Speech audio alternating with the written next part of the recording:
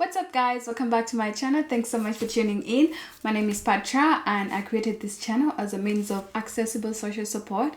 I've only been trained by experience and discipline, so the things that I talk about have simply just made my life better and the people around me better. So in today's video I wanted to just talk about breaking bad habits and the importance of setting habits. So a habit is a regular practice or tendency that is practiced over and over again until it's hard to give it up. It could be good or it could be bad, but regardless, I just think it's really important to set some habits and some behaviors for yourself. Everyone usually has good behaviors and some bad behaviors that they want to change about themselves. The way I can go about it is making myself an example. So I used to have such a bad habit of procrastinating. I used to procrastinate so much, and before, when this habit actually started, it was so benign.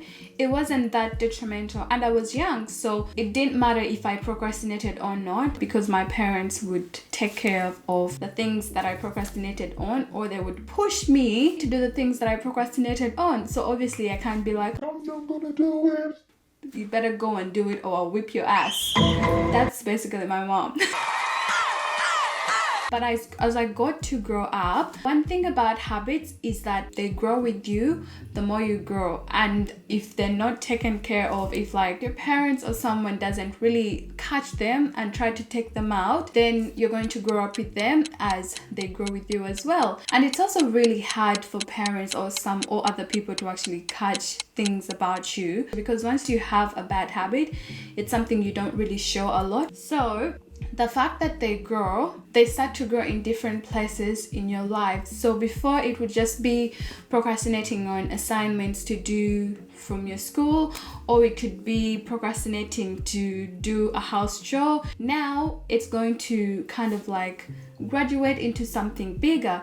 Like for example, myself, it got to a point where if I had to have a difficult conversation with someone, because it was difficult, I procrastinated it. Or even like doing very important small things for myself, like making a doctor's appointment or making an appointment that's really important. Because I had to go through all that work and I saw it as hard, I'd procrastinate it. Even in my work, because there were some things that were just hard to do, I would procrastinate it, and it came to a point where I was unconsciously doing this, and then I would get in trouble for unconsciously actually procrastinating. And that's when I realized that this habit is actually becoming really detrimental to me and I do need to change it.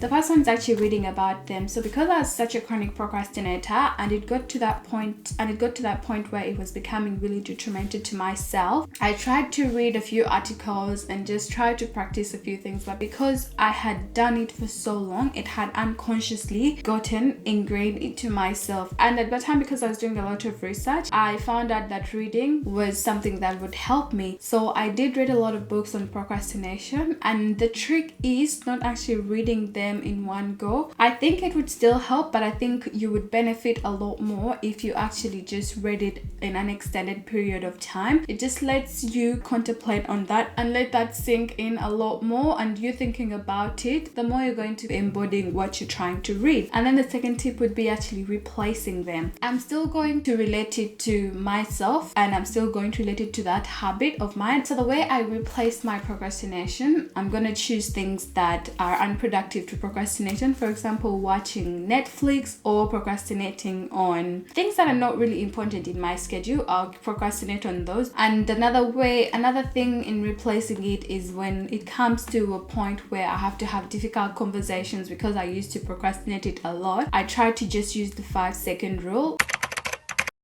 and then make an action towards having that difficult conversation.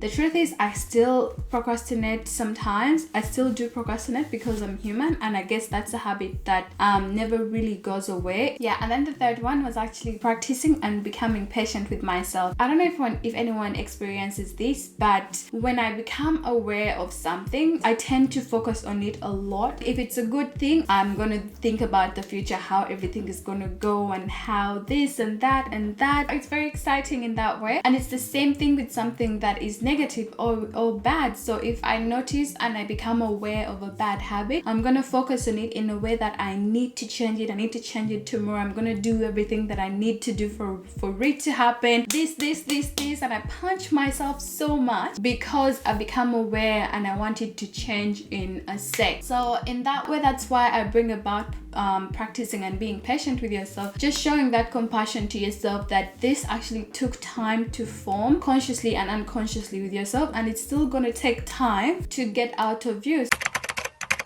If this resonated with you in any way, just please give it a very big thumbs up, share it with anyone who you think might benefit from it, and comment down below anything that you think that I've left out. Also the things that you have done to get rid of bad habits or set out a few habits for yourself as well. As usual, I hope you have a great day, a great week, and a great life. See you in my next video.